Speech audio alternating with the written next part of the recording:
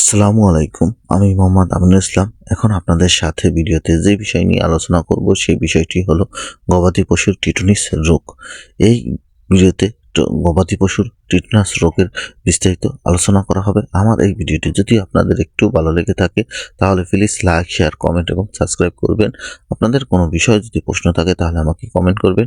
আমি পরবর্তী ভিডিওতে সেই বিষয়ে উত্তর দিয়ে দেব। গবাদি পশুর টিটনাস রোগটি একটি মারাত্মক রোগ। এই রোগটি সম্বন্ধে যদি আপনি ধারণা না থাকে তাহলে আপনার গরু ছাগলের মারাত্মক বিপদ হতে পারে বা মারাও যেতে পারে।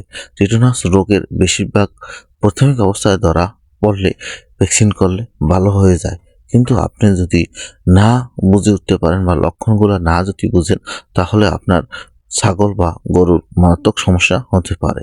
টিটনাস বা ধনুষ্টঙ্কর রোগ আপনি কিভাবে বুঝতে পারবেন? টিটনাস বা ধনুষ্টঙ্কর রোগ হলে আপনি যে বিষয়গুলো প্রাথমিক অবস্থায় লক্ষণগুলো প্রকাশ পাবে সেগুলো হলো গরুর চোয়াল বা ছাগলের চোয়াল বা ঘাড় শক্ত হয়ে যাবে, বিভিন্ন অংশ শক্ত হয়ে যাবে এবং নড়াচড়া বন্ধ করে দেবে এবং আস্তে আস্তে পিঠ ধনুকের মতো বা ঘাড় ব্যাথা হয়ে যাবে।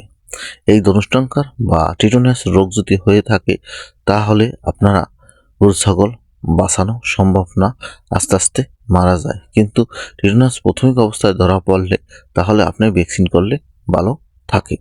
টিটনাস হওয়ার কারণ, টিটনাস হলো আঘাতজনিত কারণে বা বড় ধরনের কোনো ক্ষত হলে এইখানে ব্যাকটেরিয়া ইনফেকশন হয়ে তার জন্যই টিটনাস রোগটা হয়ে থাকে। টিটনাস একটি ব্যাকটেরিয়াজনিত রোগ। এই ব্যাকটেরিয়া পুরানো, অনেক সময় দেখা যায় কাছে বা জং ধরা, লোহায় গুঁতা খেলে বা শিঙে টাক লেগে মাথা ফেটে যায়, অনেকদিন যাবৎ ক্ষত অবস্থায় থাকে, তাহলে টিটনিস হয়ে থাকে। এজন্য আপনার খামারে সবসময় ছাগল পালন করতে থাকলে টিটনিসের ভ্যাকসিন দিতে হবে। গর্ভবতী অবস্থায় একবার এবং ডেলিভারির পর বাচ্চা ও মাকে একবার টিটনিসের ভ্যাকসিন দিতে হয়। এই টিটনিস ভ্যাকসিন দিলে তাহলেই আর এই ধনুষ্টঙ্কার রোগটি হয় না বা খিঁচুনি রোগটি হয় না।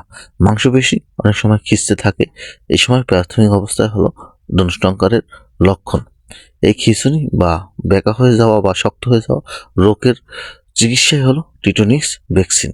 এভাবে যদি ট্রিটমেন্ট করেন তাহলে আপনার ছাগলটি সুস্থ হয়ে যাবে এবং নিরস্ত প্রাণী পশু চিকিৎসকের পরামর্শ অনুযায়ী আপনার ছাগলটিকে ট্রিটমেন্ট দিবেন।